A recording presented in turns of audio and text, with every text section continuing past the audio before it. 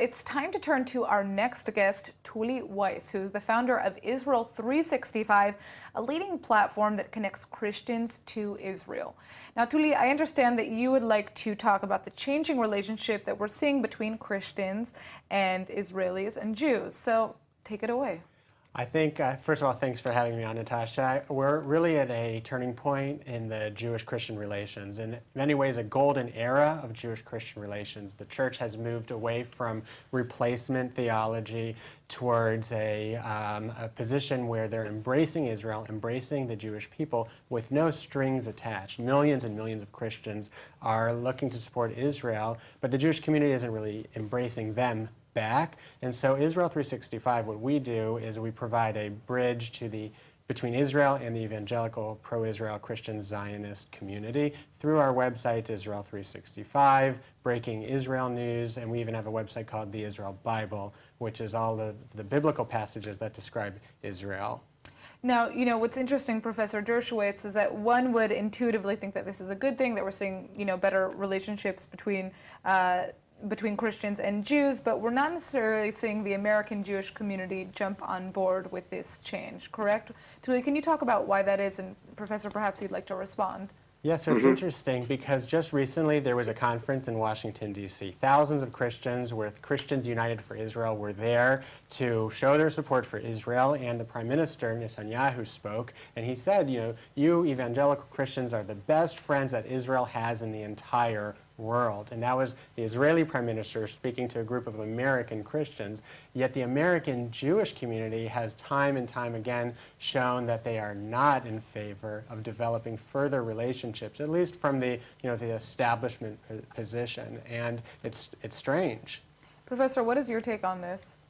Well, I agree with that. I have excellent relations myself with the evangelical Christian community. They invite me to speak at Liberty University, at other places.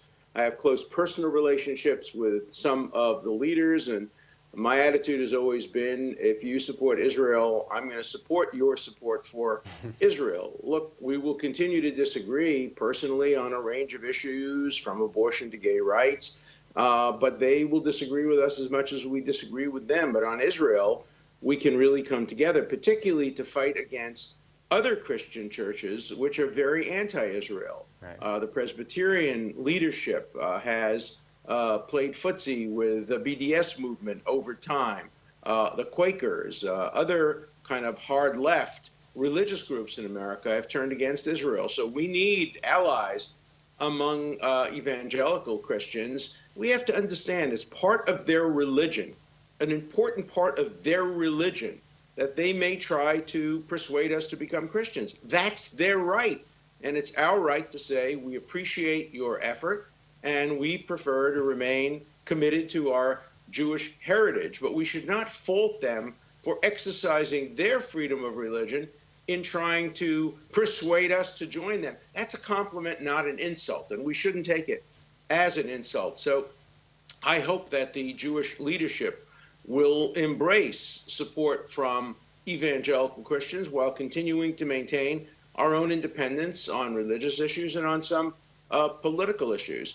Also, we have to remember that there's a divided Catholic Church. The Catholic Church, of course, tends to be united through the Vatican, but we're seeing in Poland the beginning, again, of a return to some of the Cardinal Glemp era, where Cardinal Glemp was then the primate of the Catholic Church, who was a virulent anti-Semite and fortunately was condemned by the Vatican for his anti-Semitism. But we're seeing a return of nationalism in parts of Catholic Eastern Europe, and with extreme nationalism sometimes comes anti-Semitism and inexplicably also sometimes anti-Israel biases. So this is a struggle we have to continue to maintain, but I support your work. I think you're doing great work, and I support those who want to create better bridges between Israel and between those Christian groups that are very supportive of Israel. Professor Dershowitz, can I ask you a question?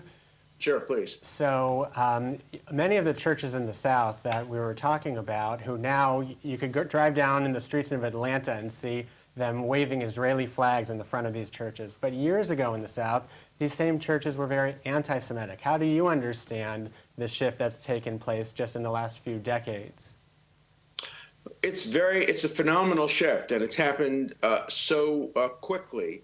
I really think that it's a result of Christians studying their Bible more carefully and having leaders who have emphasized those parts of the Bible that demonstrate the Israeli legitimate claims to Eretz Yisrael.